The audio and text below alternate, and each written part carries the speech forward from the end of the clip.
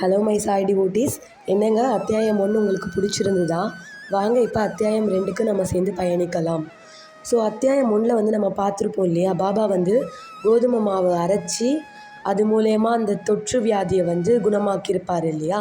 இதை தொடர்ந்து ஹேமத் பந்த் வந்து பார்த்திங்கன்னா சாய் சச்சரிதத்தை எழுதணுன்ற தூண்டுதலும் பாபா மேலே இருக்க பக்தியும் மரியாதையும் இன்னுமே அவருக்கு கூடுதுங்க.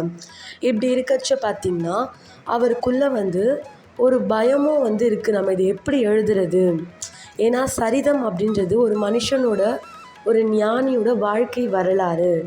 எனக்கு வந்து என்னோடய நெருங்கிய நண்பரோட வாழ்க்கையே வந்து எனக்கு முழுசாக தெரியாது. அப்படி இருக்கப்ப இவ்வளோ பெரிய ஞானியோட வாழ்க்கை வரலாறை நான் எப்படி எழுதுறது அப்படின்ற ஒரு அச்சம் வந்து அவருக்கு ஏற்படுது.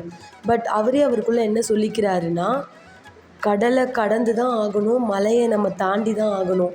அதை தாண்டி நம்மளுக்கு கிடைக்கிற ஒரு பொக்கிஷமான விஷயம்தான் நம்மளுக்கு தேவை. ஸோ பாபாவோட வாழ்க்கை வரலாறை வந்து நம்ம எப்படின்னா கஷ்டப்பட்டு வந்து எழுதிடணும் அப்படின்ற முடிவோடு அவர் இருக்காருங்க. ஸோ அவர் என்ன நினைக்கிறாருன்னா, நம்மளுக்கு இந்த மாதிரி தூண்டுதல் வர்றதுக்கு காரணமே அந்த சாக்ஷாத் அந்த சாய்பாபாவே வந்து நம்ம அதை வந்து இதை எழுதணும்னு வந்து விருப்பப்படுறதால தான் நம்மளுக்கு இப்படிப்பட்ட ஒரு எண்ணம் வருது அப்படின்னு நினச்சிக்கிட்டு அவர் எழுதுறதுக்கு தயாராகிறாரு. பட் அவரால் வந்து பாபா கிட்ட போய் ஸ்ட்ரெயிட்டாக கேட்குறதுக்கு கொஞ்சம் பயப்படுறாரு. அதனால் அவரோட நெருங்கிய பாபாவோட பக்தரான ஷாமா, நம்ம எல்லாருக்கும் தெரியும் இல்லையா, ஷாமா கிட்ட போய் சொல்கிறாரு, இந்த மாதிரி பாபா கிட்ட வந்து நீங்கள் வந்து கேளுங்க, அவரோட வாழ்க்கை வரலாறு நான் எழுதலாமான்னு சொல்லிட்டு அப்படின்ற மாதிரி சொல்கிறாரு. ஷாமா போயிட்டு பாபா கிட்ட கேட்குறாரு, பாபா இந்த அண்ணா வந்து உங்களோட வாழ்க்கை வரலாறை வந்து ஒரு சரிதமாக எழுதலான்னு பார்க்குறாரு, தயவு செஞ்சு நான் ஒரு ஏழை பக்ரி அப்படின்லாம் சொல்லிடாதீங்க.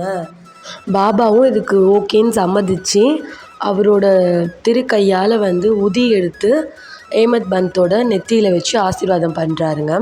அப்புறம் அவர் என்ன சொல்கிறாரு அப்படின்னா, ஆனால் ஒரு கண்டிஷன், இவர் வந்து இதை எழுதுகிற ஒரு புறக்கருவியாக மட்டும்தான் இருக்கணும். என்னோடய வாழ்க்கை வரலாறை நான் வந்து என்னோடய அடியவர்களுக்கு வந்து நானே வந்து எழுதி சமர்ப்பிக்கிறேன். ஸோ இதை எந்த ஒரு அடியர்கள் வந்து படிக்கிறாங்களோ அவங்களுக்கு பிடிச்ச அகங்காரம் வந்து என்னோடய கால் கீழே வந்து பணிந்து அவங்களோட வாழ்க்கை மேலோங்கி நிற்கும்.